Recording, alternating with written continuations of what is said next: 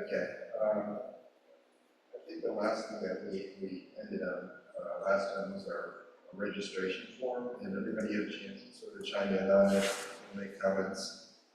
I think we need to, at this point, probably go over a little bit what the comments were, and then maybe give somebody the task of sort of finalizing what we have, something so we can check something off our list. I think we've all given it a lot of thought. That's a lot of good comments. It looks like everyone just. I think we're in a good place right now. Let's go over a little bit. I think some of the stuff that Anthony sent us may be relevant to this. As far as just gleaning information, I'm not sure how much I think it impacts this.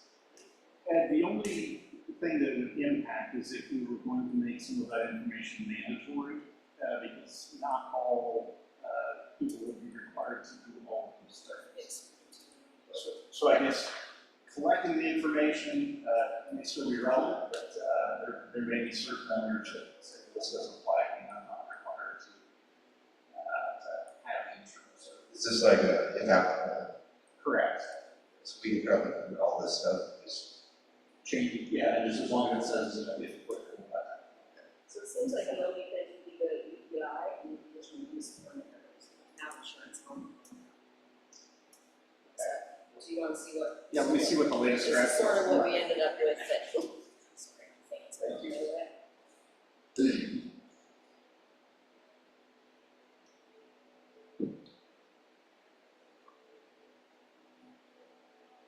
I have a question about everything you said. Sure. So,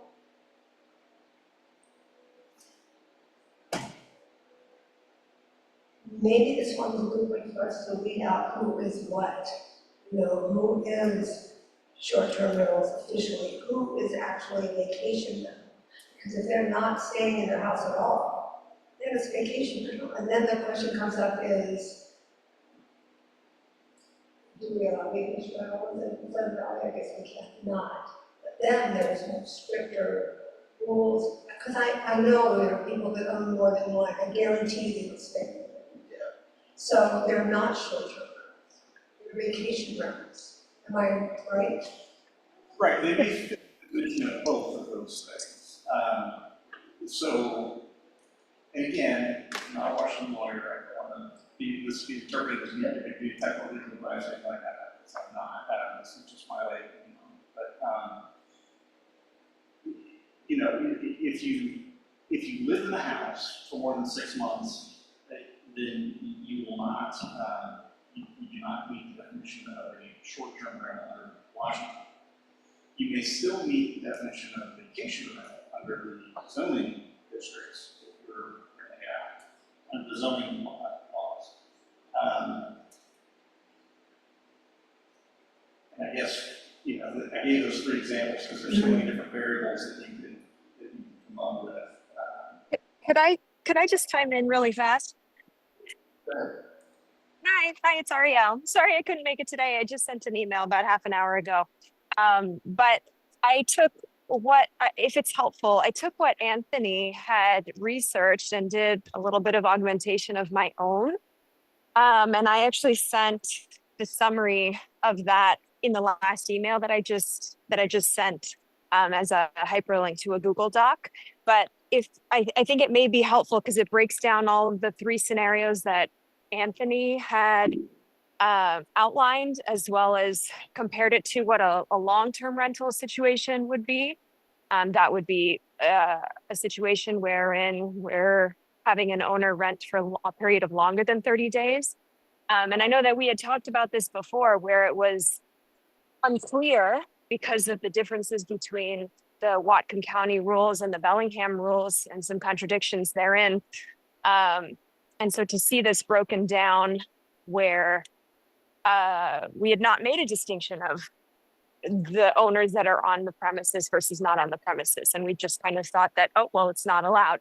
And now, thanks to Anthony's research, we see, well, maybe it is allowed.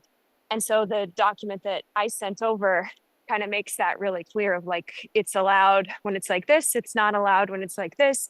you need a conditional use permit when it's like this, and you don't when it's like that. So based on all of that, I then went into our registration form and added a suggestion for a new line that would allow the registration or the registrant to check mark a box of whether it would be owner occupied or not. And then add in the provision on the conditional use permit number line that, if applicable, because it may not always be applicable. So that's just what I wanted to say. I don't know how many of us have access to that document right now, but like I said, it's all based on all of the extensive research that Anthony did. So thank you, Anthony, for helping us with that. No, no problem. I'd like to make a suggestion. Sure. This is a lot of information to digest right before a meeting. I mean, for me, I need to sit and think about all of these scenarios, so I can just look at it and be like, oh, I get it. But if we can just focus on finalizing the registration form, doing what we know we can do, because we can require sometimes some from people, because we require people to give us a lease, if they lease out their house. I would assume we can, maybe we can't. But if we can just get that over and done. Yeah, I think that we're going to want some sort of registration, whether we call it short-term rental registration or something else. I think bottom line is we're going to want some kind of registration. I think we can't do that. That we're reading to. Yeah, and that was my point, I guess, last meeting before, is that, I think we can deal with registrations. There is some precedent for it, for anyone that rents their home, they have to give certain information.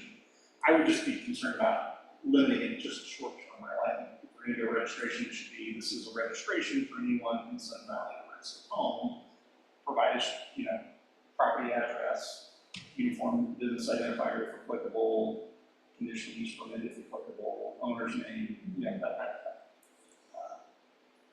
No, maybe we should, kind of the way I'm looking at it is, if it's we'll call it long-term rental for 30 days and there's a lease, there's a lease required to be on file with the association. With the short-term rental, there's no lease, so this registration form is in lieu of lease.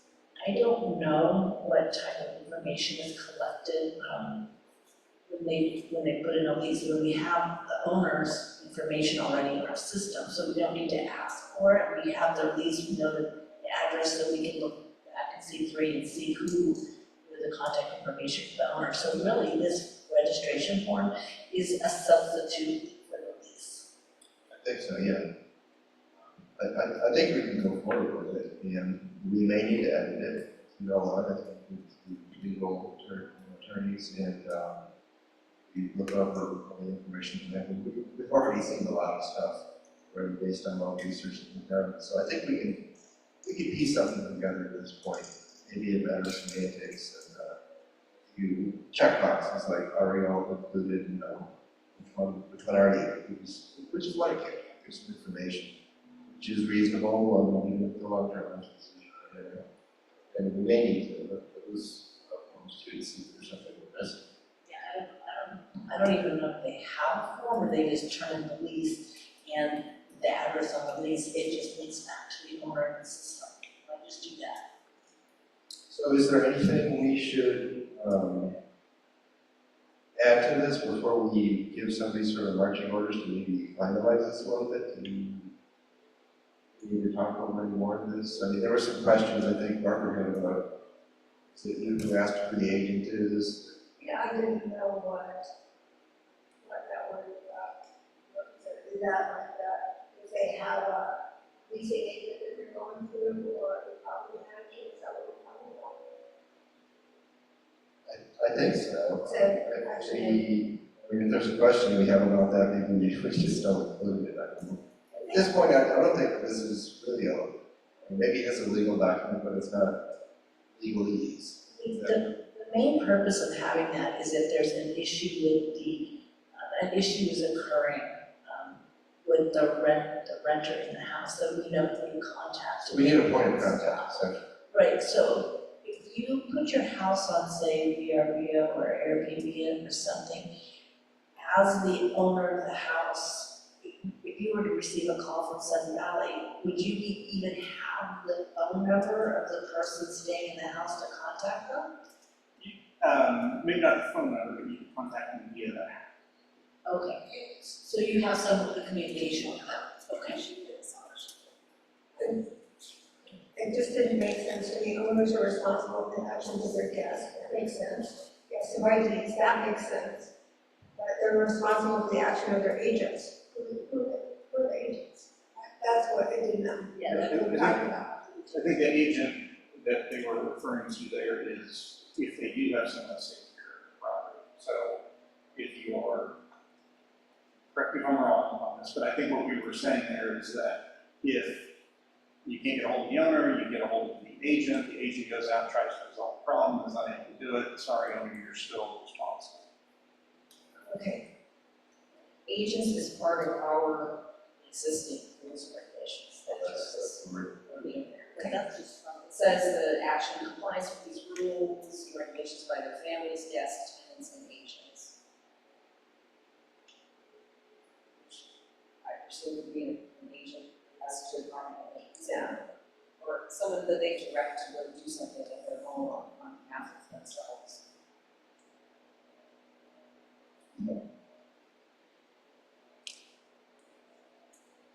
But I think you did have a good point that it, maybe, those terms should be reordered. So, agents, guests, and guest IDs instead of agents. We should probably keep it exactly how it's stated in our rules and regulations, There, however it is. it says by their, well, they say they don't have guest IDs, short-term rentals, or long-term rentals. That's not in here. It says families, guests, tenants, and agents. So what happens if you rent and you have guests, and then the guests have a party to make them they're still responsible for all of those people too, right? Yeah, they are. I guess we may have to, we have a board ask the board to maybe make that rule more inclusive. So if we don't add that, it's just gonna say guests. Right. Put in tenants, and we're gonna say, hey, no, it doesn't matter, it's not long or short, guests and tenants and agents, exactly. Oh, you know what, hold on, skip down one. SCCA not responsible for any accident or injury, blah, blah, blah, in common area by members, their guests, invitees, tenants, or agents. So invitee is in here, just wasn't in that very first. And agents is a, Yeah. Tenant, invitee, guest, or agent, I mean, it depends on which section you read. So would anybody feel comfortable at this point, beyond this will always sort of finalizing this and turning it into a form? Have we talked about it enough yet? We can still talk about it once everybody puts it together, but. I mean, I would say you just give to the board members, yeah. Isn't that what? So do you think this is enough, information that we need? No, I think it was good. I think we have the categories there, and we need to, I guess, just clarify. Right, and I don't know if they would do it as an online form or they would do it as a written form or a combination of both. Yeah. But I know Michael's Yeah. it's out into some. So the top just says form fields, so that, Yes, because the I don't title, think it can more work. title could be short-term rental and or vacation rental. I just think it needs to be in there. I mean, just do rental registration. Okay. I mean, if we're not gonna distinguish between the two. Well, this isn't going to take the place of rental registration. So they would have a separate form for this, then the long-term, they would have a separate form for their long-term. Please. At least for long term, they still have to turn in a copy of their, a copy of lease on file. So, yeah, I mean, we're calling it short-term, Why don't we just put rentals under 30 days. So that way we don't have to abide by any of the legal definitions of short-term vacation. Exactly. I mean, it could be, because right now in our regulations, there's a chapter and it says policing, and it doesn't differentiate between the two. We're actually differentiating between the two. So if we're just gonna call it leasing, it would have to be leases of under 30 days. And that would it would keep the verbiage of leasing in that leasing paragraph. Yet we're showing that, or that it's going to be a rental at least less than 30 days. Is there a distinction between leasing, the word leasing and renting that you know of, or? Well, there is, trying to think how that is in Washington law, there is some distinctions between when someone's a tenant and when they're a transient occupant. Right, You know. eviction and all the other tenant rights. And just Any long-term leases, so there are specific requirements. If you rent for more than 30 days, if you have to comply with as well, right? So I'm sure there is a legal distinction between those two. and just rentals under 30 days. And I don't want to get into the administrative side of it, I don't think that's our role here, but is there, I mean, if the distinction really is just going to be, we already have a system in place for the other leases, is the only difference is that if it's over 30 days, you upload the lease. And if they're going to do that via web, can't they just put a drop down that says upload lease over 30 days? I don't know how they. I don't know. I think these are questions we'll give to Michael and take it to the attorney fees. I think we just need to get our information down, see how he presents it or wants to present it. But is everybody happy with what we have? Any other questions? Why would just give it to them if they don't, they don't like it, they can't. Yeah, we don't want to overthink it before they change.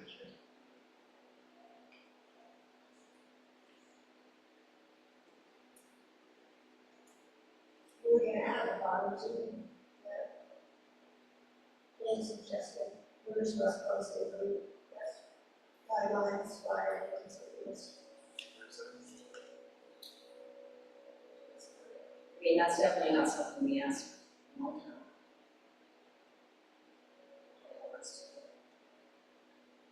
And then this, That was, that document I just got today is that we, as rules that you give to your renters, and I think, and that says it's something, they still have to inform you all of us, where, you know, she's, but I said, this is just a summary. I want to kind of hand up the renters and say they're. It always use subtle words, like you say it is highly recommended that rules and regulations be made readily available to renters to the house. That way we're not true. We're not insisting on, we're not. I want to insist, I want to insist, because people don't know, when they come to Sun Valley, they don't know. And there are a lot of things that they do need to know. They don't know about fire regulations. That's in our rules and regulations, but they don't, maybe they want to go big campfire in the backyard. And they should know what to do with their pets too, but maybe they don't. The owner of the property is still bound by our rules and regulations. If they don't pass that on to their people they're renting to, and those people cause a violation to happen, the fee and fines will go back onto the owner.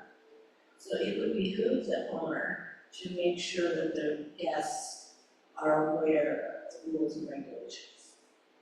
I would like to make it as We have easy to as possible for them to make that. Yeah, so I mean, we could post something, let's say, that it's highly recommended that it's put in for the, posted reminder on the counter, or wherever they want to put it. And if you want to provide them with, they can get the contacts on the website. It would be better for them to not, if they're going to enforce all the rules and regulations, just put them all in there. Well, I At mean, some point, we have to stop babysitting them. if you look through, nobody's gonna read all of those regulations. People who live here can't. So I think it is helpful to have a one-page list of do's and don'ts, give it to them. I think that would be up to the individual homeowner to do, because if we start giving out a brief list and something happens and it's not covered by that list, then That's why we put the disclaimer, this is not, yeah. it goes, but they need to be aware of certain things. And as an owner, I think the owner wants to give a bullet point list of the top 10 or top 20. I think that would be a good thing as to do, and we can definitely make that a recommendation. But I think it's going to be very hard for us. I mean, again, putting in a rule that we're not enforcing, we can't go and inspect inside their house. We can't do that. So we can't inspect their house to see if they have it there. I think we need to make very strong recommendations, and if their people who are renting commit a finable offense, we could, they say, well, they did the read, I said, well, we recommended you kind of brief it. Well, I would like to not get to the point where they're fined. I think we have to be very careful as an association not to overstep into their business. Well, We're not if somebody's gonna put a campfire on the property next to me, then I've we got something to say about it. absolutely I don't do. wanna go through the fines and fees. Absolutely, as a homeowner next door, I think you have the absolute right and responsibility to say something and just call security or the fire department or wherever you need to. I think we have to be very careful that as an association, as a body, that we don't overstep and start requiring things that, one, we can't enforce, and two, that it's just really not our place to tell somebody who is renting their home out that they have to post this. If it's a requirement of the platform they're using, then that's between them and the platform. Lori, I respectfully disagree. I can't tell you, if you're saying there's nothing we can do, and you're gonna get fires, because people don't know. I didn't say there's nothing we can do, I just said that I don't think we can overstep into another person's business. That's like it's like if you came, But that's what this whole short-term rental, our task force is doing. No. We are getting The involved in the objective business. of the short-term rental task force was to come up with a way to identify and regulate as far as knowing who to contact when violations occur. It wasn't to go in and tell businesses how to run their business. And we can't do that, and we are not only are we overstepping maybe some laws now, we are definitely going to be overstepping some laws that are going to. I think all we're doing is reiterating what our rules and regulations are. Absolutely. Things. You guys can all overrule me, but I will make a very strong argument that you cannot go into you can't tell somebody what they can. So let's ask our short-term rental representative. If this group comes up with a one-page, I'm not saying we're going to, if we came up with a one-page bullet list of things that a short-term rental Anyone in Sudden Valley should follow, right? Yes. Yeah. Whatever. It applies to everybody, so not if- just renters. But if the task force or the board required you to post this in your unit, what would you how'd you feel about that? Okay, I would say. I'm really asking because I don't know. Yeah. I don't know. No, I understand, and I understand everyone's point on that, and I think we could say the board believes, but the board believes it is a best practice to inform tenants of our rules and regulations to ensure compliance, something like that. But I think if you're going to require this has to be posted, there's no CCR that requires owners to post any specific information, and that's where the board gets its authority. So I think that's where they're going to run afoul. And it's just like, it's like that home, hear me out here, so that home is still owned by a private dues-paying member of our association. Just as the association doesn't have a right to tell you what you do, how you conduct yourself, and what you post in your own home, they cannot take that and say, look, because you're renting it out, which you can legally do, you have to post this. I'm not saying to you, if I'm not, first of all, I'm not saying you do this. No, Is there anything wrong with it? I'm If you just smoke gonna- pot in your I'm gonna house. suggest that we don't need to discuss this anymore, because I have a different opinion, and I appear to be the only person on this who feels I that. have a middle ground. It's not an opinion, it's not an opinion, I mean, that it would be great, I think it would be awesome if we could, I just don't think legally we can, and just because you have like an opinion, I'm just kind of looking Why at. would, I guess I would ask, why is short-term rental order? They may not, that's why we can ask them to do that, but we cannot require, nor should we be giving them anything to post. Other than, the only thing we should be giving them to post is if we want to give them a copy of our full set of rules and regulations. Otherwise, we're getting ourselves into this really slippery slope, like, does what we gave them override, if it's not in there, is it not?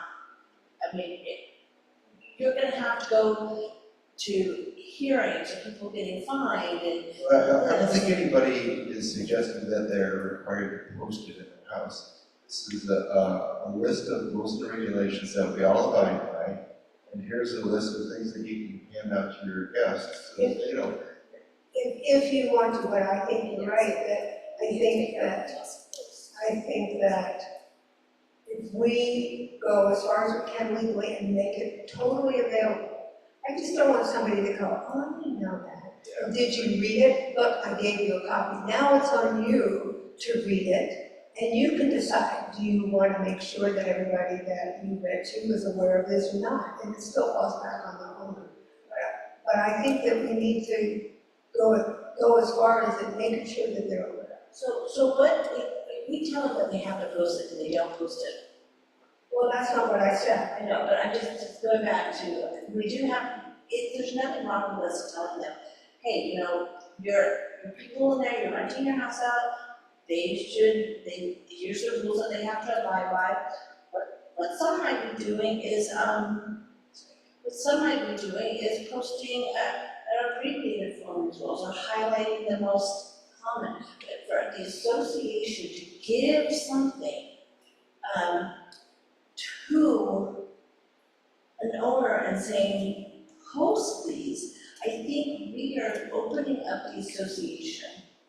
And that is not what we are here to do. The association is here, first of all, it's not the board that's gonna enforce this, we have a compliance officer. The board is not enforcing the rules, the board already made the rules, they've already been accepted by the members, these are the rules. So what we're asking is, we have nothing, nobody on this committee and nobody on the board is gonna have anything to do with enforcing this. And you're asking Since they them. were posted, they haven't posted that. It was my suggestion at the bottom of this, which nobody commented on in the 3 weeks since the last meeting. So I would just like to point that out, that is on there. So if I could just make the middle ground. Yes, I agree that it shouldn't say that. That was probably not a good choice for me. I disagree about the part about not providing anything to the owners. I think we can easily do some verbiage similar to what Anthony said about or highly recommends, or it's highly recommended that owners post blah, blah, blah. We can do a one-page bullet, we can do an additional 2-page thing attached to that. Here it is, this is great, it'll say, this is not every rule we have in Central Valley. These are some common rules that renters should be aware of. Now wait, Lauren, please wait. Please wait. That doesn't put Sun Valley in any kind of legal jeopardy. First of all, no one's gonna sue Sun Valley because they had to post something in their house. I can't imagine why anybody in their right mind would think that was a good use of their money. But as long as there's a disclaimer saying this is not the comprehensive, governing documents of our association, we need to make it easy for owners to be able to provide something, other than a printout from the website, which, as I said before, it is so hard to find anything in there for the ordinary person. So is there a reason why, if you're running a business, which we'll call this a business of renting out your home, it is up to the business owner to take the rules and regulations under which they must abide. And if they choose to set those rules into an abbreviated form, they can certainly do that, and that is on them. But if I were to rent a home, and there was these rules, and say I committed something and there was a fine that wasn't on those rules, and I said, hey, I'm not paying this, it wasn't on the list that you came up with, and then that homeowner comes back to it, says, I'm not appeal this because it was, you gave me this list, and this is an infraction, and it's not on that list, so I don't think I should have to pay that fine. Then you have board members up there having to listen to appeals because somebody is. The majority of our governing documents don't have anything to do with people renting houses. There's only a limited number of rules and regulations or parts of our governing documents that would ever be associated with any fine. In fact, we have a list of violations. Make your guests aware of our rules and regulations. Well, we have a house manual that has 2 pages of what the rules and regulations are. And we have 1.2, 3, 2.4, which are the ones that I reviewed were relevant to. Yeah, that's kind of what I did. I looked through all the rules and regulations, and the ones that were relevant, I collected them together. I didn't make them more onerous on short-term rentals. If they want to use it, they can. If they don't want to use it, they don't have to. I want this information to get in front of every short-term rental. And that would be I'm something. not gonna shove it in their face or anything, but it's I whatever just think- anybody can do to put this information. So that would have to be something that would come from our admin. It wouldn't be something that the board says have to. Well, they can do that, but, If I'm not gonna admin give it to chooses them. to We're do gonna that. present this report, they're gonna do whatever they need to do to it. They're gonna put it through the whole admin system, and they're gonna put a package together. This is our recommendation. It can be presented to the owner with a caveat for your convenience. I mean, it doesn't have to sound like we're ordering them, but you can just still have it in front of them for your convenience, if you would like to post this for your, make it that we're not ordering, but it's a courtesy, but I agree with you, I don't want them to say, oh, it's too hard to find, or I can this is for their convenience. Yes, we're still feeding them, but I think it's important that we do that. To Lori's point, I think you do need the caveat on there that this is not a Right, it's not a requirement. very tough. And I think for Anthony, I mean, you don't feel worried that your guests will break rules and then say, well, you didn't put it on your story. You must have something that says, there might be other rules. Or does that tell you? I don't know, I have to go back and look and see what exactly it says, but, no, I mean, I think the key points are in there, I think anything else would be pretty self-evident. And we know what our fines already are. So basically, anything you can be fined for is all that would be in the. Yeah, that's not even on the renters, that's on the owners. Yeah, but I mean, that's the only way we can hold. Right. Okay, so now I'm gonna interject because there are some changes that will be happening in the next couple of years. And one of it is a big change regarding enforcement of You're fines. talking about Ohio? Yes, I am. And that it's that they must give notice and an opportunity to be heard to every tenant and owner before a fine may be assessed against either the tenant. That's why we don't want to confuse tenants with guests. This applies to anybody, even if you rent the house out for one day. Can you read that again, please? And I can give you the code if you want to look it up. It's RCW 64.90.405.5B. And it's saying that you're gonna have to give notice and allow them to be heard before you can actually assess the fine.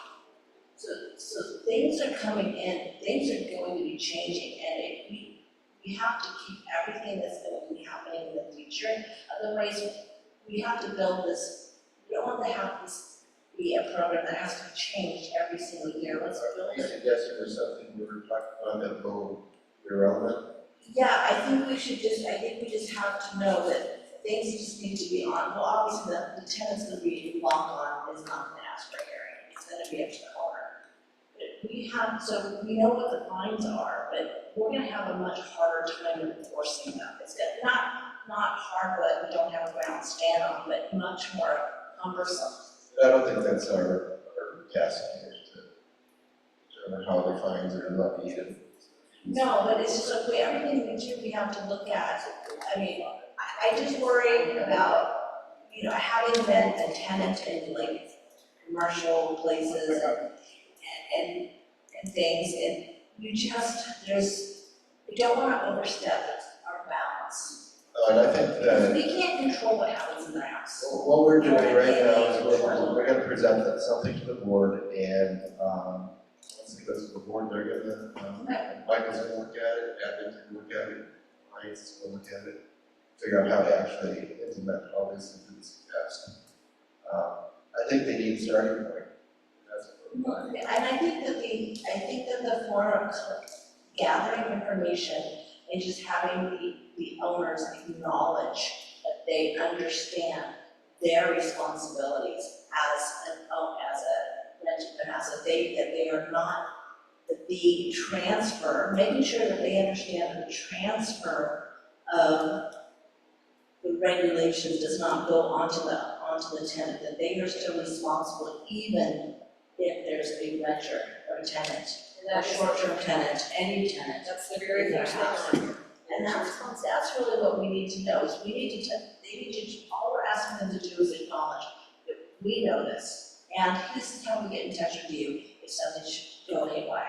And other than that, that's really where we have to stop. Well, before this is implemented, I'm sure an attorney will tell us where we have to stop. So basically, everything on this form above the two things that I didn't put, like, if this works, these two will see sessions here, right? Everything above that is fine. Strike the our documents. Yeah. If things change when Ohio comes in, then that happens then. So then my other question, so if we take out the part about needing to have a flyer, whether or not we provide something, can be dealt with later. My second question then is about the registration number. Can we require people to put that on their rental platform? It is required by some governments, but we're not a government, so. I don't know what our covenant that we would be enforcing would allow us to do that. We don't do that for long-term rentals. I mean, I get the concept of it, we were trying to make sure everyone was registered. But now, we're finding that some of this information may or may not be required, so I don't know. So just take that out. Because we can always do that later. If it turns out that it's something to do that. I mean, legally, certainly, I'm just not aware of that. And the only other point I would say about the requirements here, and this is one of my comments, trying to go back and say this should be a rental registration, because we don't require long-term owners to verify that they've read all the rules and that they're going to follow the rules, or ensure that their tenants follow the rules, that type of thing. So that's my only other point with that. I mean, I don't have an issue with any of that in theory. All of that is true. Owners are responsible. It just seems like we're drawing a distinction that if you rent your house out for 29 days, you have to do this, and if you rent your house out for 31 days, you have to do something else, and I don't see. It would be a different conversation if we had two sections in our bylaws, one for leasing over 30 days and one for leasing under 30 days. But we don't, we have one that covers everything from leasing from 1 day to 10,000 years. And we cannot hold one group of homeowners to a different standard than another group of homeowners. I think our main our main purpose is to know when we have poorly behaving short-term renters for 1 to 30 days, transient, or whatever you wanna call it. When we have poorly behaving renters, that we know who to contact so that behavior can be corrected. I think, and having the registration show we know how to contact those people and we know which houses are, like, is it a short-term rental in there, or are the owners just out of town and their kids are going wild, or they're a 24-year-old child that doesn't want to live there, is house sitting and having a wild party? That's not a short-term rental, that's just a child come back, or doing bad things. So I think what we want to know is, we want to know, is this house, do we need to contact the owner and let them know something's happening? Or is this an offspring or a friend or something of the owner that's creating this havoc? I just don't feel that we can overstep our bounds and make a distinction between this owner is in this class, and this owner is in this class, and this owner is in this class. But owners that live there, owners that have tenants in there long-term, and you have owners that are short-term. What about the owners that have people staying in their house and they're not charging rent? What about the owners that have, that bought the house because their child's a Western and their child's living here? We have more scenarios, we can't distinguish. We have one class for our covenant, we have one class of owners, and each owner has the same whole, has the same rights. There is precedent for having, imposing fees or fines. There are some Well, different. opposing fees and fines is completely different than having different rules and regulations. The other rule differences is that I believe that if you have a tenant or long-term rental, they have submit the lease. Yeah. You don't have to give a short-term rental, so it's actually easier. No, actually, for our bylaws, you do have to submit the short-term rental. But we have no waiver of those. It's So absolutely. there are some differences. I'm not saying that we should be more onerous for the short-term rentals, but we do need to we have to have some recourse for our neighbors who have property with them. I mean, I'm sure that the number, I don't know this as a fact, but I'm sure We that have that now. We have that now if you have somebody who has a short-term rental next to you and their people are not following the association rules, we have a system, whether it works great or it doesn't work at all, but we actually have a security, and we have a system to go through with Alan. We have that system, that's up to. So I'm not sure, are you suggesting we just go home right now? No, not at I'm all. not sure where you're going with this. I think that the form we have is great, I just think we have to be careful not to overstep our bounds. No, I think We we're can't do things all that aware. are- Yeah, I think we're all aware of that. We will have, I don't So disagree about social justice, because the board, whatever we make that recommendation to the board, they'll shut it down immediately. Exactly. I don't want to make a decision about what's good and what's not. I think we should do what we think is right. That's what the board has asked us to do, to come up with recommendations. And if they really need them, or for whatever, no, it's just not gonna happen. change. Otherwise, we're going to have to get the animals.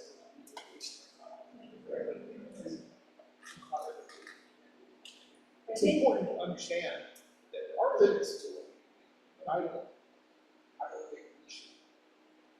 Just override ourselves. And I think we also need to admit there's a system we have now, like you said, doesn't work or doesn't. No, it doesn't. If there's a problem, it doesn't work. And then the not working may apply to short-term renters and permanent residents. I would like to just go back to what we're trying to accomplish. Figured out the task force and, right? The association has incurred a dramatic increase in short-term rental performance over the last few years. And the association is incurring financial expenses related to the increase in that's the reason we're here. So our things that we are doing was suggesting, are they addressing those issues? I think one with our registration, form, getting the information, how do we contact people in this problem? This form where we have our short-term rental guest regulations, and right out of our rules and regulations, get this in front of them. I don't care if we ever have a fine or a fee or anything, just if everybody who lives here abides by these rules, we're all happy. And I guess I will bring that up. We already have more use of the SUVs, because it's not really. So security's overwhelmed. So. I think there are a lot of people, even owners, who don't know all these rules. I want to get this in front of everybody. If we want to share it with the owners too, that's fine, but I want, if somebody comes in here for the weekend, I want them to know this is how we play by the rules here. And those are two big things. Once we get the contact information, get this information from the renters, it's 90% of what we're asking. And the parking should be with the new parking stickers and stuff, so they're coming out, should help too. I think that actually, The order, great. Yeah, this is directly out of our rules and regulations, so they haven't been changed for short-term rentals. I don't know, maybe they should be, can we, at all? And as far as parking, trash, does any of this need to be amended for short-term rentals specifically? How do you feel about that? Well, I guess, I don't know what those changes would be. That would be specific to short-term rentals. Again, I think we're going to have an issue with, do we have authority under our covenants to take that action? The action, which action? Well, to modify the rules for short-term rental operators. I mean, me personally, I think anyone who's an owner in Sudden Valley should have to play by the same rules. So to have a different, trash rule for short-term renters versus long-term renters versus an owner, I haven't. Well, I keep going back to that, but sure. What I keep going back to is the fact that they said there's an uptick in complaints about so I want to be fair, but also they do present specific problems. Right? potentially, we've also asked for data to tell us how many complaints are there, where are they located, and we don't have any of that information still.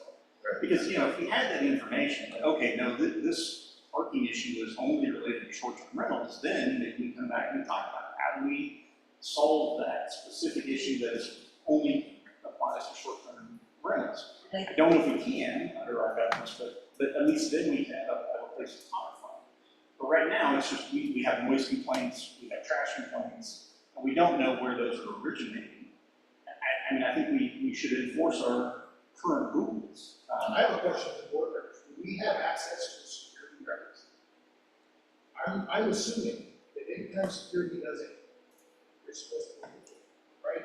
By phone call. They do that. Yeah, they use supervised system. So, to end. I guess. Is that not an important thing for us to at least request and be aware of what the extent? Well, to answer your question on, do you have access to them? I would put in a request, I don't know if you do or not, but if you put in a request to the association, if someone were to want to see those, they could put in a request and it would either be approved and they would get them, or it would say, this is confidential, it's denied, or they might get a combination, they might get something that redacted. I don't know that answer. But I would try it. I went down- Listening, I have a that better question. After all this time, are you saying you go by Tony? Not Tony you? or Anthony is fine. Okay, because I've been calling you Anthony, and then you said Tony, and I'm like, Yeah, good stuff. Yeah, so I'm good with that. I mean, I'm on the board, so I'm gonna be the one doing these, when it comes through it. I will, can I just suggest that we just go ahead and vote yes or no on this one? Can we at least do one thing? I think it's good. I mean, take out the stuff on the bottom that I added. The rest of it is pretty either right, I mean, even saying, understand and acknowledge, yes, we don't ask people to lease their houses long term for that, but why would anybody have an issue with checking that off? I don't think anyone should. I mean, maybe it's a legal thing, and maybe the lawyer's gonna say, well, I don't know. If they- It's like I'm putting legal jeopardy. If they refuse to check it, we can't keep them. No, we're not gonna, no, we're It's not just, gonna. it's just saying, hey, you know, make sure you know this, it's just like a check. Now that you haven't checked it, we're really gonna be watching. At least then we know who they are. And, you know, I know where, I don't have any short-term renters around me, so that I know of. And I think I know all the owners on our street, so I don't have any direct.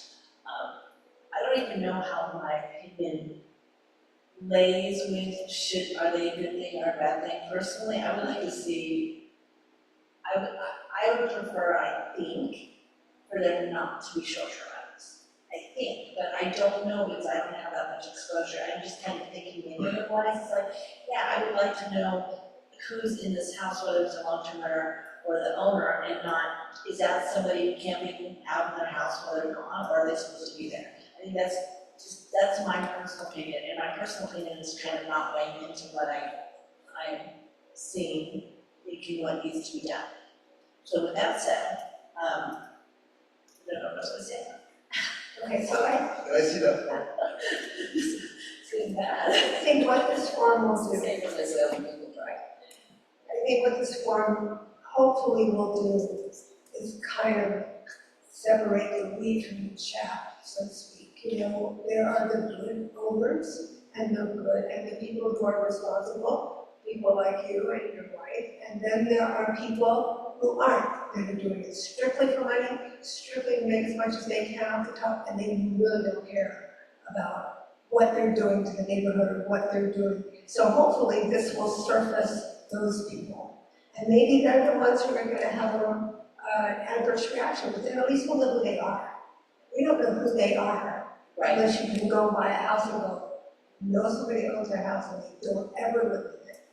And they're having problems with it. And the people that they're going to, a lot of times, don't care about the neighbors because there's no control. So at least if we can stir the pot and get them to the top so we can see who they are. If you could kind of, I remember what I was gonna say. So I know we're having an increase in complaints, but my question is 5 years ago, were 5% of the short-term rental resulting in complaints, and now still 5% is, but the amount is greater? So is it an increase in percentage, or just is the volume more?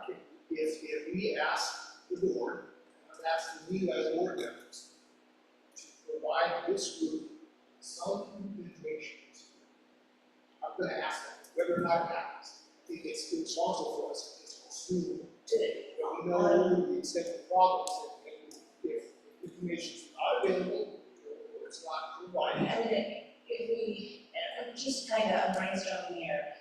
Okay, so we have our records, we have your owners, and we have the address. For you, the owner address and mailing address is the same, right? If they had an owner address and a mailing address, that was different. I don't really care about that. No, but I'm saying, how do you know if the complaints are from, we can show you that there's this many complaints, but you wanna know how many are from renters and how many are from, That's the second step. but we We don't. don't know that because we Right, don't have the right, registration. I mean, you can kind of look and see, if you've got two different addresses, then that would be, I mean, if you didn't live here, you were renting your house out 365 days a year, you wouldn't have your meal delivered here. I think more relevant than the number of complaints is what are they complaining about? So you can kind of see, Yeah, we need to nail that. that list is available. So we are de facto registering long-term rentals by requiring that they provide a lease. Yes. We are registering short-term rentals by asking that they fill out this form and provide us with this information. Once we have this information, there is of course the question of what are we gonna do if people just choose not to register? So we don't have a mechanism, because we don't have a mechanism for that to enforce it. Through the voluntary compliance, we can get some amount of data. How many times are the ones that are registered getting complaints made against them? It's not going to be complete because again, people are not going to register if there's no reason for it. can we even require that they register and make them pay money to do that? That's like what happens after. So I would have to look, because I don't remember, or even, I don't remember if I read over it or it's not there. Is if a long-term renter doesn't turn in their lease, is there a fine for that? There is a fine. There is a fine, okay, so if this form, registration form, was in lieu of a lease, I mean, if they choose not to fill out this form, they can choose to turn over every single lease. It's in lieu of the lease, so right now, by not turning in the lease, like, Tony, every time Tony doesn't turn in a lease for somebody staying in his house, renting his house, he's in violation of that section. Is that an enforcement, can we enforce it? I mean, I guess technically we could, are we? Probably not, but this would be the step, this would be the document that would take the place of the lease. So if that was the document taking place of the lease, and they did complete that, then I would think that it would just go back to whatever the fine schedule is for not turning the lease would apply to that. That might take some adjustments of our lease schedule, fine schedule, whatever. I am less concerned about how the fines. Exactly, yeah, that's, I think our goal here is just make some exactly. But I guess that would depend on my vote on this registration, because, you know, if we say, because if this registration says all of this information is mandatory, you have to turn it in. If you don't turn it in, then you're gonna get a fine of, I think it's $125 or something like that, plus a certain amount per day for every day that you're not in compliance. And half that information is not required by the state or by Washington County, then I think we're gonna have problems with that. You know, But what's required for a long term? Well, our bylaws say does not distinguish a long-term lease. Again, that was kind of attempted. So a long-term renter, you have to find a name to A renter of 1 day or more, per our current bylaws, if you rent it all, at all, the copy of the lease agreement must be turned into So an. I'm simply saying that it's going to be consistent. You know, and it puts a lot more work on short-term rental orders, but if you say that long-term, if you see where I'm headed. Yeah, I do. I think one of the main things that has to happen, and not from this group, but from the board, is that just, and again, this would be a bylaw change, so there's a lot of work that needs to go into that. But there needs to be some distinction between, in our leasing paragraph, between leases under 30 days and leases under 30 days. That's step one. Once that is made, then you can start having different requirements, built into that. Right now, that's not the case, so we do have to follow our bylaws. And this, to have a form that's accepted in lieu of a lease. So this would be accepted by owners of short-term rentals in lieu of supplying a lease. This is kind of, I'm not an attorney, but that's kind of a substitute lease. That's like a blanket lease, like it covers all of your leases because here is what I'm doing, whatever, filling out this information. So then that kind of takes on the scope of the lease. May I just take a second for a moment? I'm going to take a breath. I'm looking at the calendar, what we're supposed to be doing, I think we are in trouble. I think we've determined that we're going to have a registration. Yes. Everybody does. I Present it. We're gonna present it, we're gonna clean that up just a little bit, and present that to the board. I'm all for giving them a short list of rules and regulations right out of the bylaws. I'm still asking if we need to change it at all for rentals. It sounds like this is abbreviated right out of the book. I would love to include that in our package that brings to the board. Would we agree on that? Or any change? But you have a problem with including this in the packet that we're going to send to the board, see if they want to do that. I don't have a problem with presenting that or saying that's the best practice or anything like that. But I agree with Lori that if we start saying you have to post this, you have Yeah, to we took that. provide this information, then I think it crosses the line. But no issue. You looked at this a little bit. Do you have a better copy that you'd rather share? Or is this? No, I didn't read it line by line, but I had a scan for through it. that. I'll take you something better. I'm not married to this at all, but it is right out of our rules and regulations. Present it as for you can square or Exactly. There's nothing mandatory about this other than that you guys have to abide by the usual rules. So that's two things we've got that we're agreeing with. Do you have any objections to this? I do not have objection with you presenting that to the board. As a board member, I will object to it. Okay. So that's two things. One of the other things that we haven't really, we touched on a little bit, but haven't really nailed down at all is how are we going to be able to comply with registration.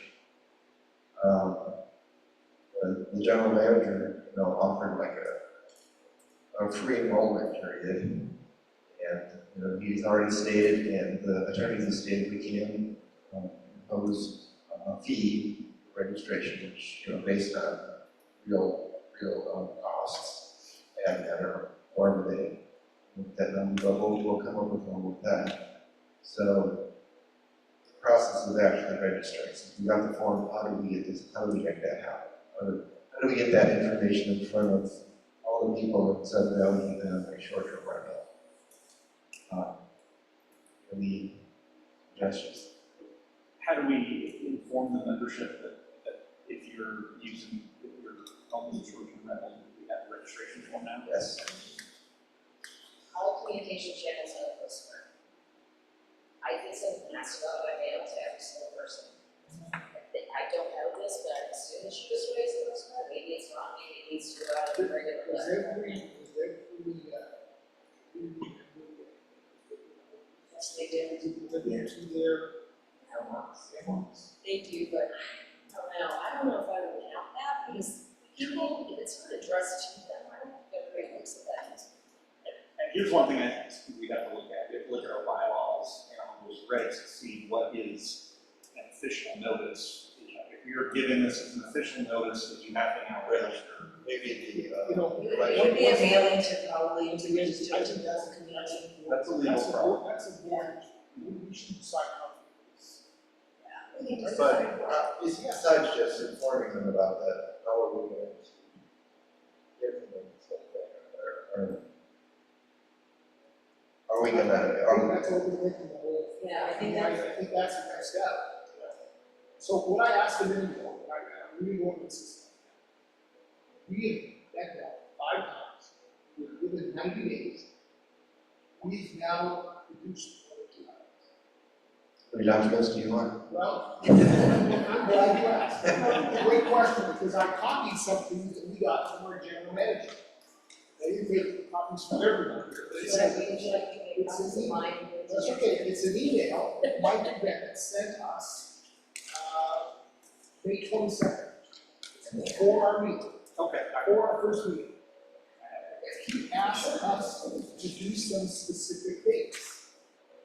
So those of you that have this, it's an email to, from Michael Bennett to all of us, Thursday, May 22nd, task force recommendations. I tried once before to put these on an agenda. Didn't go over there.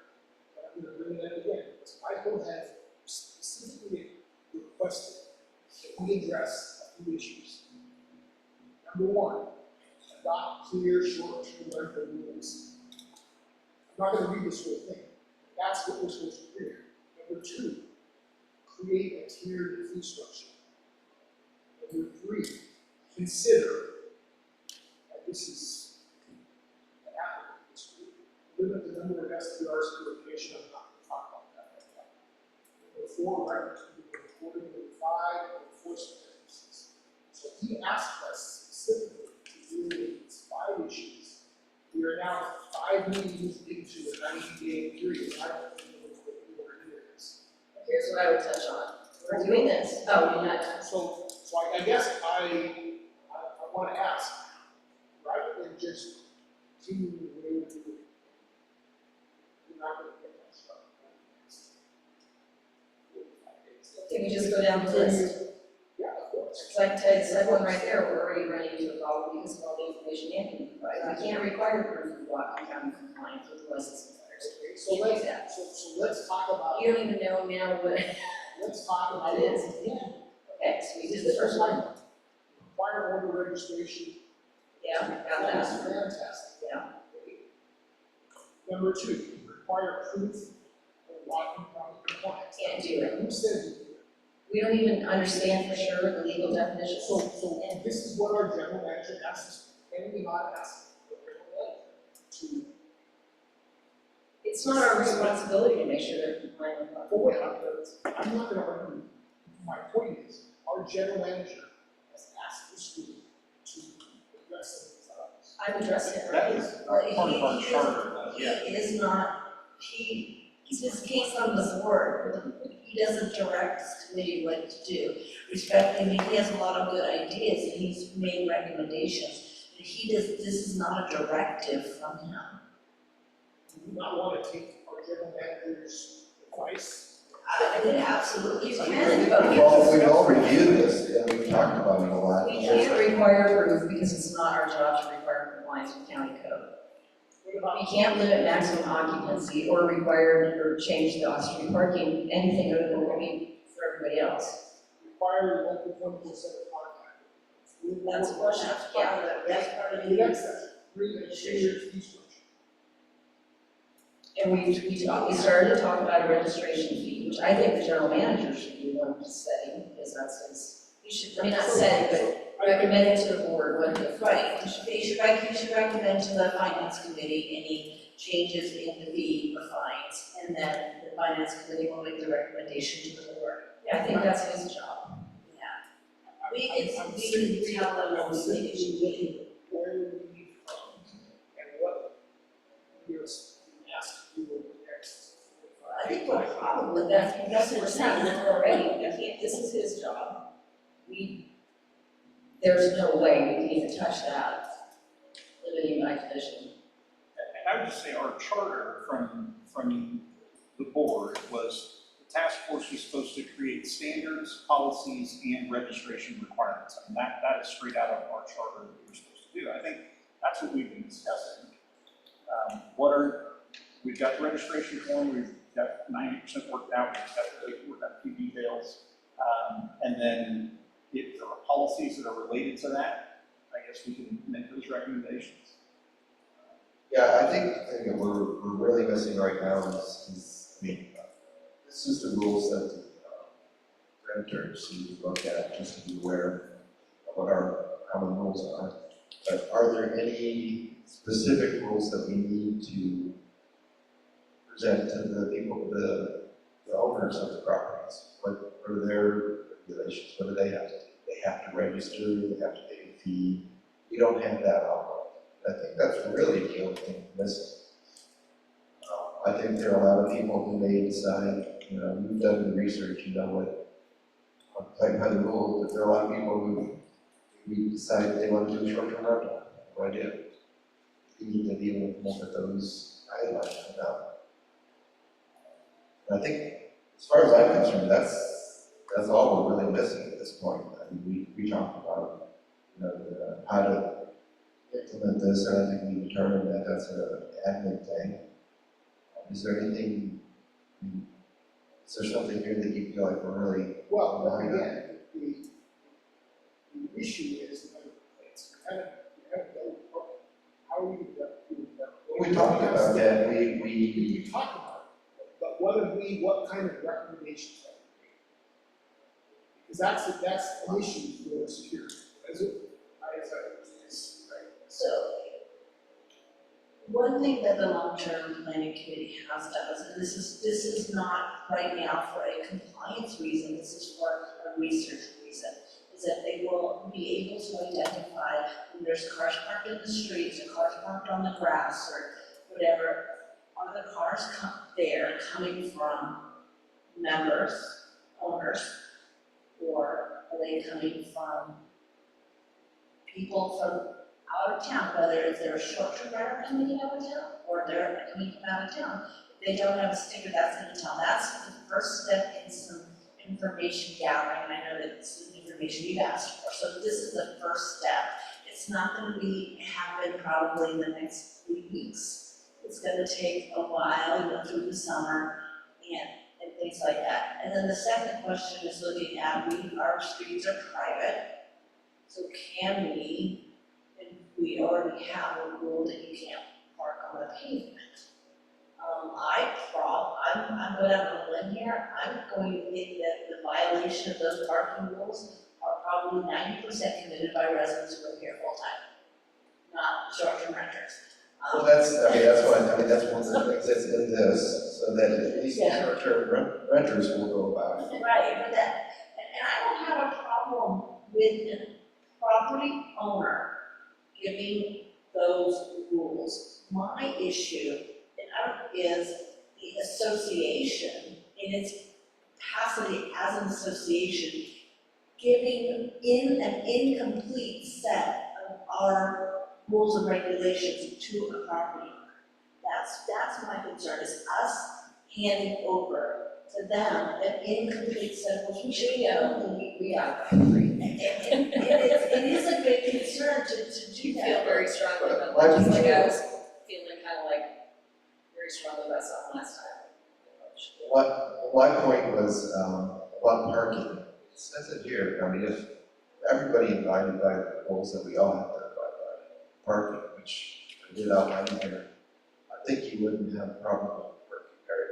Is there some other solution that we could? It just has come up. Yeah. I just want to clarify, I have not had any issues with this. Lovely people, it just has not been an issue. But, I appreciate you comment about the loss of community. Yeah, I think that's a big thing, and like you said, it's tangible, it's objective, it's subjective. That's why we're trying to get to the parking. So I guess. Everybody just did what they're supposed to do, that we're all supposed to do. So, Pretty based fine. on what the task force is big for, it looks like the registration form and those regulations. And just getting this implemented. And getting these rules, I mean, there will be a fee structure for the owners of these properties. We have to maybe make suggestions on how they come up with the fee structure, what sort of fees are, we pass along to the owners as far as using amenities. I don't know what those numbers would be, but probably should have some suggestions for that, since fee structure is mentioned here. I mean, to me, that's Michael's responsibility to, come up with like how much admin costs us, how much is, how much does this cost in terms of these roads? So we can just present it that I way. don't even know where to start. We can present it that way, say this is, we don't know what this number is, we're gonna need I to think do a it. good place to start would be the line structure that we have in place right now for long-term leases. Yeah, I couldn't find that anywhere. And Is it one of those miscellaneous I don't things where it's like, remember. if it's not anywhere else, then you pay this? Yeah, I mean, honestly, I just, Because there's a miscellaneous, like any other rule that we break that is more covered here is. so if there is one already, it wasn't a figment No, they're of not. Tony's imagination. Tony has a list. Then that would be a place to start. Yeah, sure. And we would have to give some kind of grace period, we can't say, okay, you don't have it in today. We would have to notify if this is something that's going to be new, even though technically, a lease is a lease is a lease, a lease is a lease is a lease, and we're giving them an out to not have to fulfill that. If there's a bylaw change and it's split, then it can be split, but right now, the bylaws do not differentiate between the two. But although we are allowed a little bit of leeway in there to come up with some, to be able to have a registration versus requiring them to have this, because honestly, if you don't enforce it, you can't assess a fine if we're not enforcing things. So even if somebody who's doing long-term rental didn't turn the lease, but short-term rentals aren't, I think they probably have a case. But I think it's notification. I don't know when the NMA committee will probably have my head on a platter, but maybe it's something that could be combined. I don't know. Yeah, I was thinking that, Probably they not. at least have a solution for us. We should talk to Rob or somebody. Yeah, I'm just trying to think of how we can get it into the hands of all of our property owners. And it's probably you probably can't put other notifications in with a ballot, and that's probably really bad suggestion, it's just a crazy one. Probably it's gonna be an additional mailing where we have to mail it out to every owner. Yeah, I think Rob, that's good. Yeah. And that should be, I mean, that's paying admin fee, that's for costs. Yeah, I mean, we can print mailing bills, we send it out, we send out our envelopes every year. All right, well, Those envelopes, we have an address list, I'm sure they can split out what's gonna be is the cost of folding, putting it in envelopes and putting it stamp it. Yeah, I mean, and, yeah, we can use volunteers for that. all right, so going forward, well, where do you think we need to go? You brought it up, I mean, what are we missing? Well, I guess there are a couple of different things. I was assuming we were trying to deal with our general manager has to deal with all the things, security and who's negotiating all these deals and We get complaints about that too. the whole reason for this task force is that Sun Valley administration is experiencing a lot of expense dealing with complaints, that's what the document says. I don't have any specific knowledge of how many complaints, what they're about, that's why I asked. The task force says that we are having more complaints. That's all we know at this point. That's what they present know to what us. those complaints are, so we can deal with it. If we don't know, just guess. Maybe there's only been one party, I don't know. But clearly there's enough. We'll try to drill down in what, I know what those There's are. clear to be enough problems that the board of directors, which is who are members of, think that someone needs to get involved and help them. Yeah, I think a lot of it came up in the past, hasn't been a few months, but members were showing up and speaking in board meetings, expressing that there are issues with short-term rentals. I think that is where it was brought to light. It wasn't, to my knowledge, it wasn't brought to light by administration to the board of directors, it was brought to the board of directors from individual property owners. But I'm glad to hear that. That brings me to my next point. Okay. I'm just going to be short. I don't think it's helpful to come to board meetings and just say you're against short-term rentals or you're for them. That doesn't really solve the problems. I've been pretty clear that my goal was hopefully to put some kind of caps. Because my neighborhood is really changed. I will tell you right now, I don't Well, know. please, yeah, that's one person's opinion. So I have forwarded a letter, but decided, presented a letter, to asking that the board and asking the attorney for the board of directors to write that.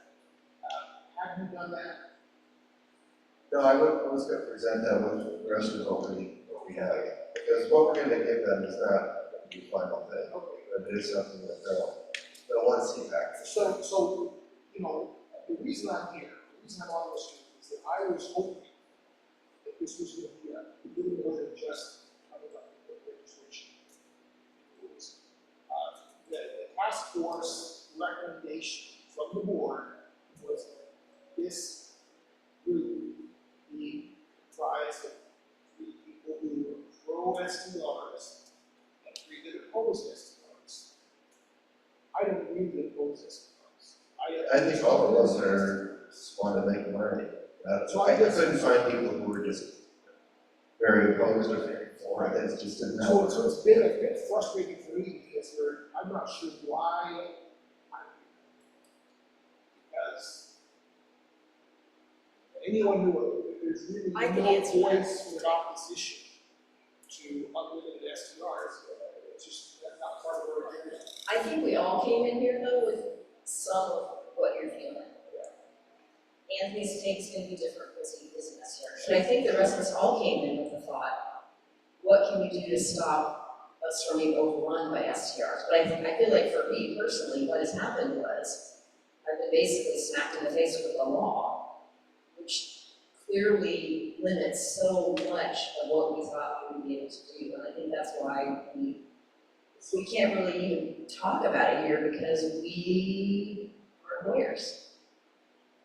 And this law, we didn't find out really. And if you just read this, you see how complicated it is literally to even define what an STR is, where we It's thought just it been a was, little. yeah. I think there's no problem with presenting a problem and possible solution to something that you've recognized and have the attorneys look at it and see what we can do about it. We can't determine what we can't limit. It's just not something we can do. But we can say that if there's a problem like your situation where you feel like you're being overrun by short-term rentals, that's a problem.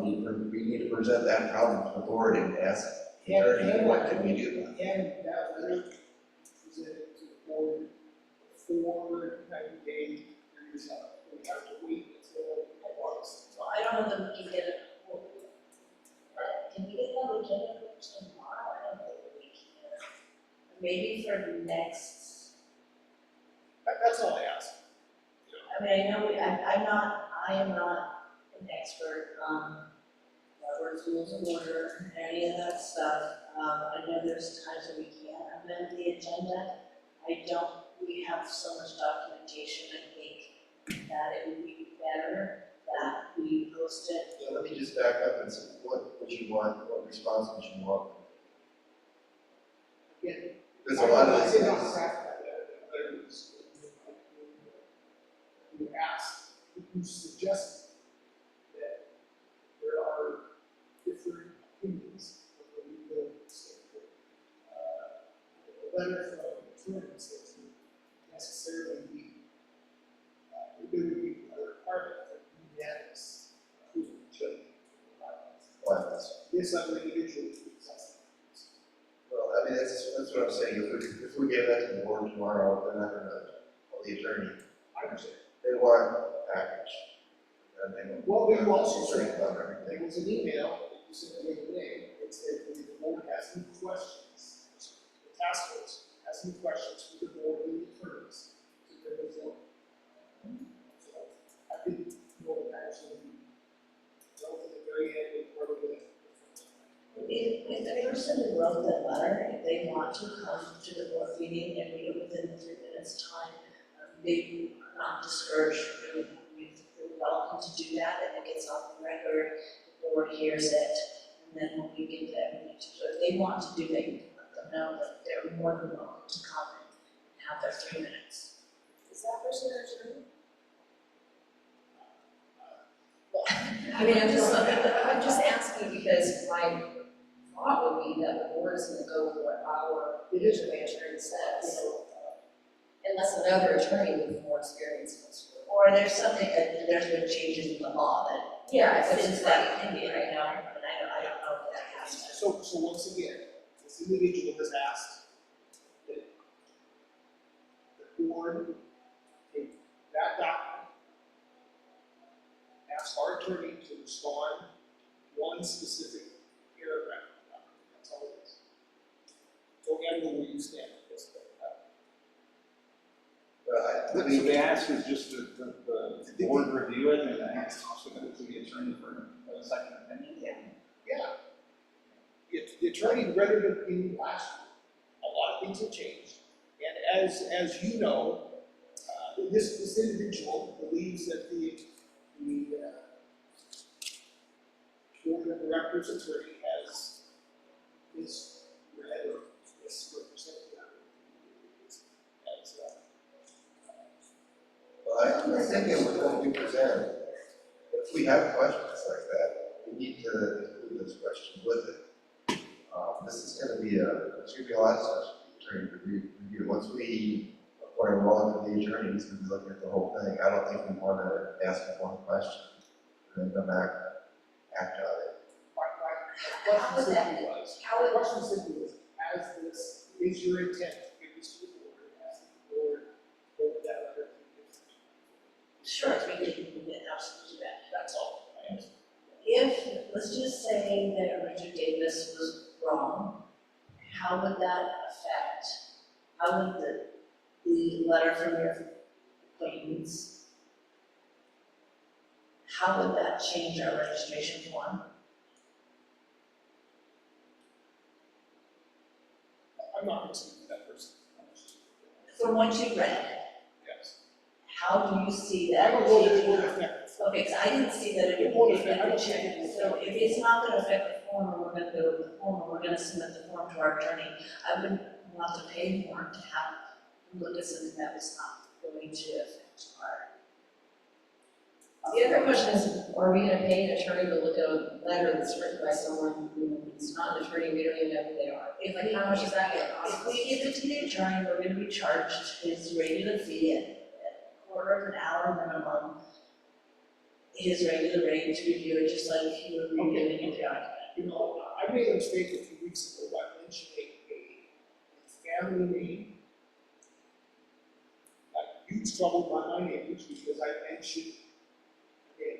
So I'm very hesitant to say anything about anything that's been said. So if your position is that you'll only forward this to an attorney, to the attorney for review, if the letter is written by an attorney. No, I think if you have a specific question from that letter, I definitely would like to include The that. specific question is, does any change to the bylaws truly require unanimous vote of the members of the board?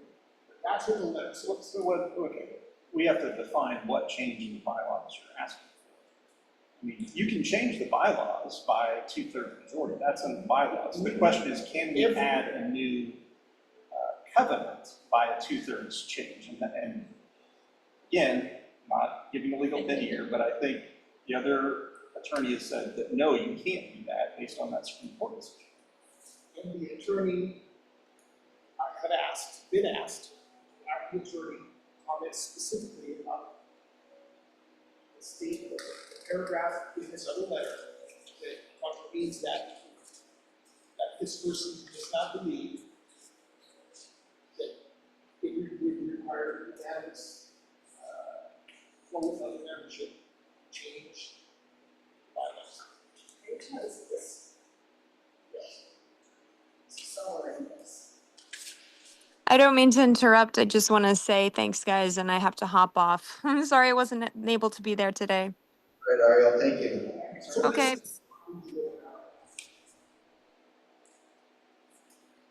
To answer your question, we would definitely present that to the board, let them know there's a concerned member who might think that there is some discrepancy in the legal opinion offered by our attorney, and the board will decide if they want to instruct the attorney That to take a was look the at it. request, it was.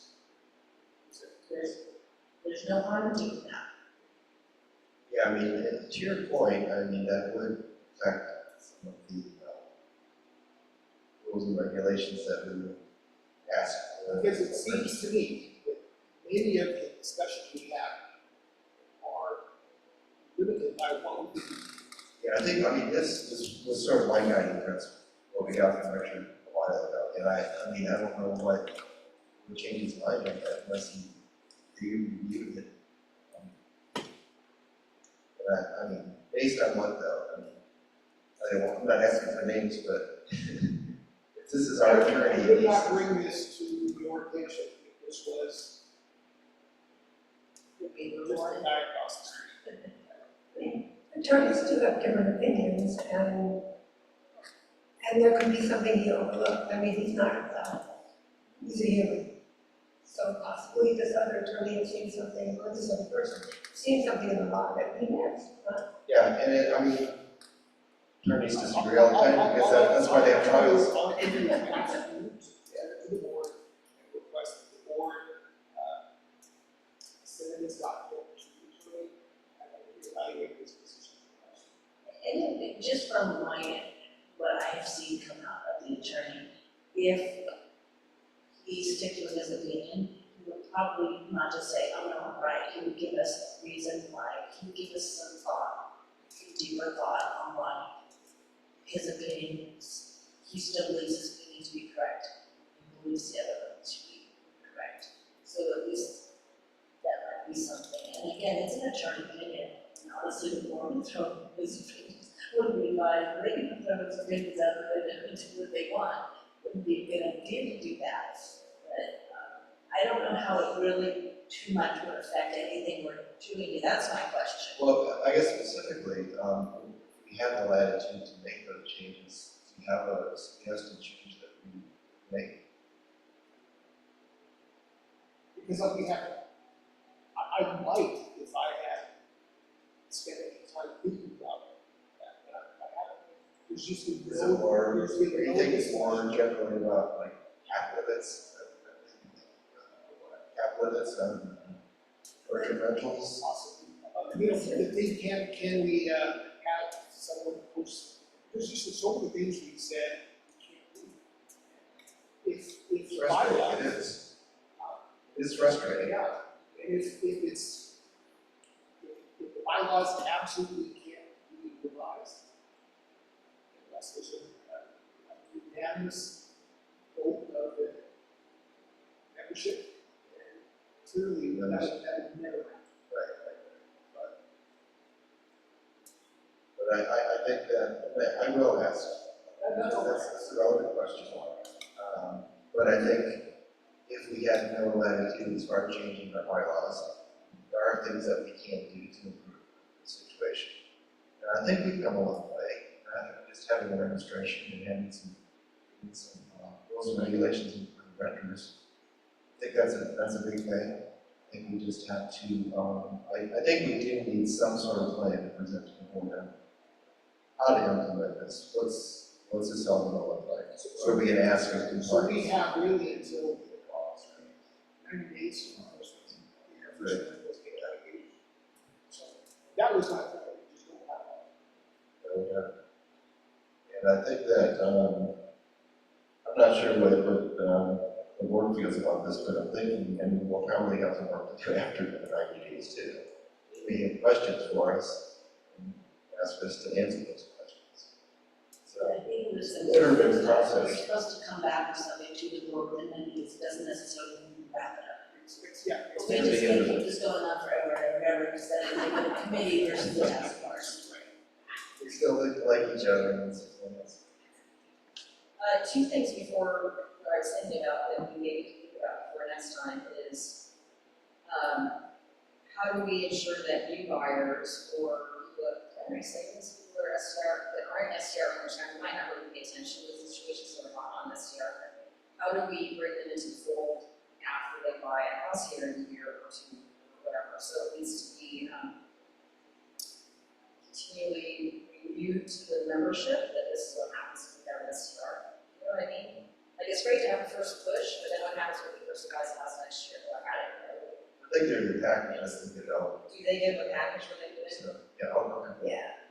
And the only other thing that I was thinking about with the bylaws, maybe this is totally off base, but I think that whatever changes we can make, we have to be careful about what changes we make that could lead us to problems further down the line. Are we opening the door to a court case? Are we opening the door to not being able to tighten our rules later because of what we now have in our bylaws that somebody bought with this in mind or whatever? So I don't know what the legalese of that is, but I know sometimes it's not good to put things in the bylaws that don't have to be in there because they can come back to that.